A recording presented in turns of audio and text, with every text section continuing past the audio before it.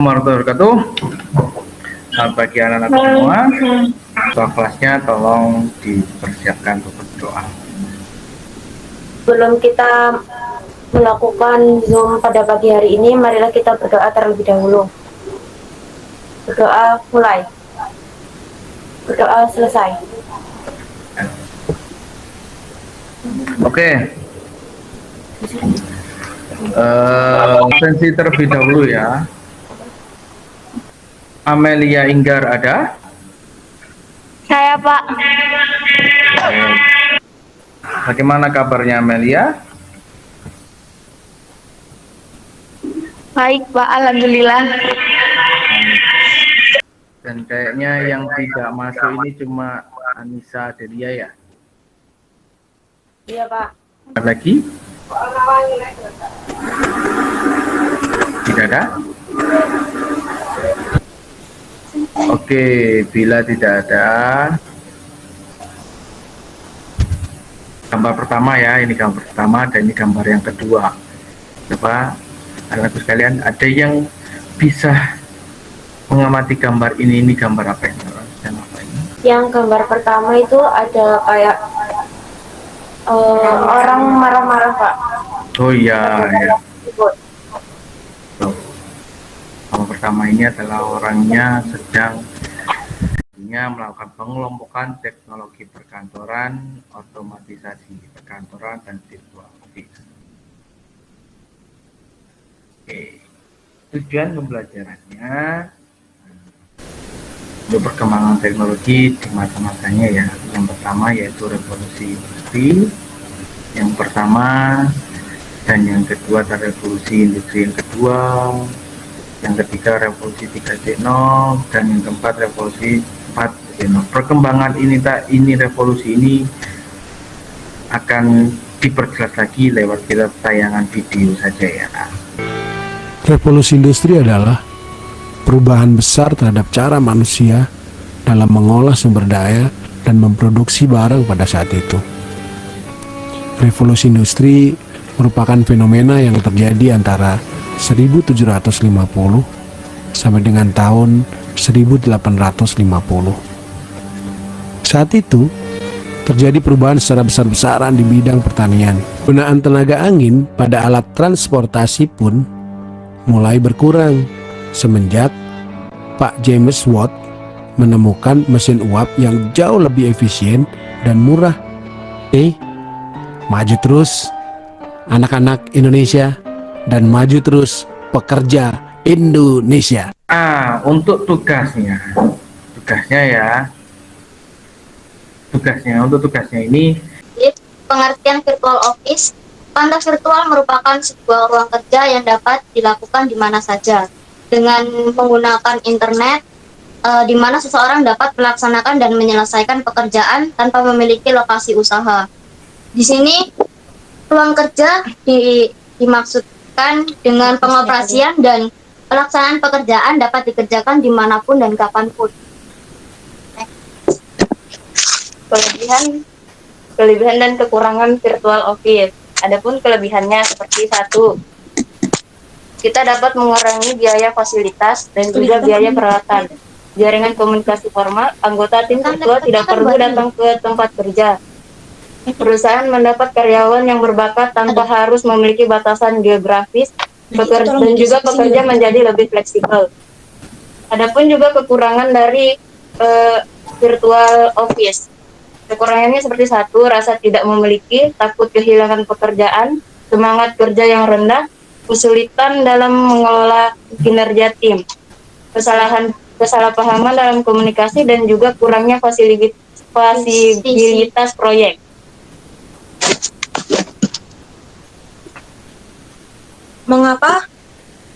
Mengapa banyak orang lebih memilih virtual office sebagai kantor bisnis? Alasan yang pertama yaitu lebih fleksibel. Karyawan lebih fleksibel dalam menentukan jam kerjanya. Jadi karyawan itu bisa menentukan jam kerjanya entah pagi, siang ataupun sore sesuai yang diinginkan ataupun ada waktu luang untuk bekerja tersebut. Yang kedua, hemat biaya. Yang dimaksud hemat biaya ini, kantor virtual tidak seperti kantor yang lainnya.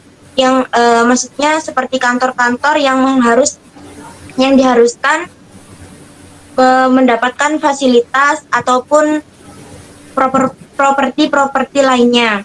Dan yang ketiga, banyak pilihan pekerjaan. Dalam dunia maya, sosial media banyak sekali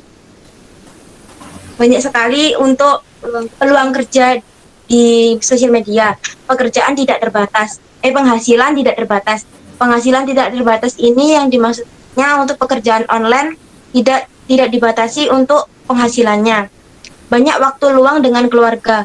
Nah, yang dimaksud banyak waktu luang untuk keluarga ini karena pekerjaan dari rumah, waktu untuk keluarga juga akan cukup. Nah, untuk materi hari ini sudah selesai. Untuk kelompok lain yang ingin bertanya kepada kelompok 1 dipersilahkan. Oke, Fatimah terus Aisyah. Silakan Fatimah. Perkenalkan, saya Fatimatus dari kelompok 2. Ingin bertanya, apakah semua bidang usaha bisnis bisa menggunakan kantor virtual? Sebutkan jika ada yang tidak bisa menggunakan kantor virtual. Terima kasih. Waalaikumsalam warahmatullahi wabarakatuh. Izinkan berikan kami waktu untuk Menjawab pertanyaan kalian. tersebut. Dari beberapa artikel yang telah kita baca dan telah menelusuri beberapa perusahaan, dari pertanyaan tersebut itu menurut kelompok kami tidak, karena ada beberapa perusahaan yang tidak bisa menggunakan virtual office, seperti contoh perusahaan konstruksi, properti, e-commerce, dan pariwisata. Karena perusahaan seperti ini mengharuskan seluruh pekerja atau pegawai untuk mendatangi langsung tempat kerja serta tempat, waktu, dan pekerjaan telah ditentukan atau telah terjadwalkan oleh perusahaan. Sekiranya cukup jawabannya. Oke, bagus sekali. Oh, apakah ini siapa? Fatimah terus sudah puas dengan jawaban dari pihak Isa? Gitu? Baiklah, terima kasih atas jawabannya. Oke. Sama-sama. Ada lagi yang atau sudah? Oke, bila sudah, kita lanjutkan ke kelompok kedua ya. Terima kasih. Sekian dari kami. Wassalamualaikum warahmatullahi wabarakatuh. Waalaikumsalam warahmatullahi wabarakatuh. Oke, kelompok yang kedua.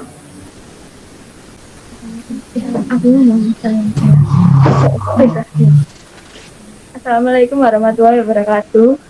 Waalaikumsalam. Waalaikumsalam warahmatullahi wabarakatuh.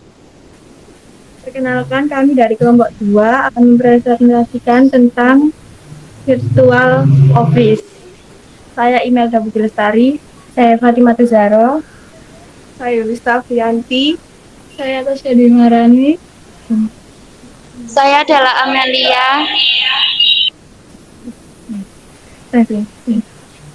Pengertian virtual office. Virtual office merupakan ruang kerja di dunia maya yang tidak memiliki ruang kerja fisik, sehingga para profesional dapat bekerja dari manapun dengan menggunakan teknologi seperti PC, laptop, ponsel, dan akses internet. Kelebihan virtual office: 1. Menghemat operasional kantor. 2. Baik untuk citra perusahaan. 3. Mudah ganti kantor. 4. Lebih hemat waktu. 5. Banyak waktu bersama keluarga. 6. Penghasilan tak terbatas. Kekurangan virtual office: 1. Hubungan dengan karyawan kurang dekat. 2. Karyawan kurang fokus. 3. Waktu kerja kerap disepelekan. 4. Sering terlambat masalah teknis. Alasan memilih virtual office: 1. Lokasinya lebih strategis dan prestisius. 2. Menjadi lebih hemat karena biaya sewa yang murah. 3. Kontrak sewa dan kantor virtual lebih fleksibel. 4. Meningkatkan branding usaha. 5. Mempermudah marketing. Sekian dari kelompok kami. Apakah ada yang ingin bertanya? Oke, silakan yang bertanya. Oke, Iin. Ya, silakan. Assalamualaikum warahmatullahi wabarakatuh. Waalaikumsalam warahmatullahi wabarakatuh. Saya Ferawati, izinkan saya untuk bertanya kepada kelompok 2. Kalau misalnya kita melakukan perjalanan jauh, terus kayak jauh dari jangkauan koneksi internet, itu bagaimana cara kita mengatasinya? Sementara itu harus kayak harus benar-benar harus diselesaikan saat itu juga. Baik, terima kasih pertanyaannya. Kami akan menjawab.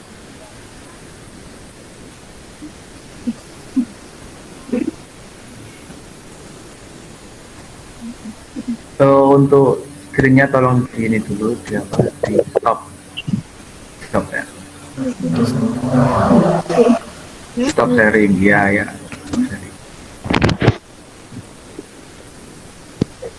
Nah, itu loh di stop sharingnya dulu. Ada nggak itu tombol stop sharing? Nah, oke.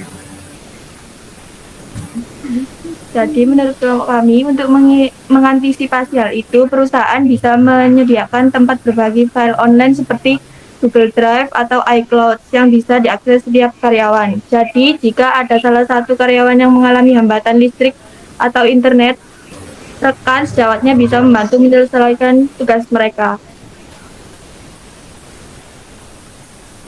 Oke, bagaimana kelompoknya Iin? Apakah sudah cukup puas dengan jawaban daripada kelompok 2? Sangat puas, Pak. Sangat puas. Terima kasih atas jawabannya.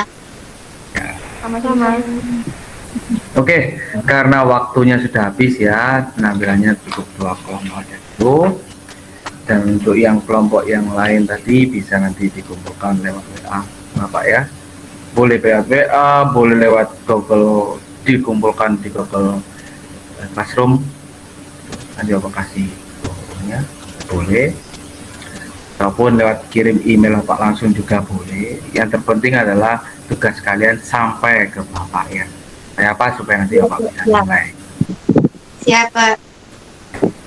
Oke, setelah ini ada yang bisa membantu Bapak untuk ini ya, untuk apa namanya, untuk menyimpulkan pelajaran apa yang kita, ayo, untuk kesimpulan.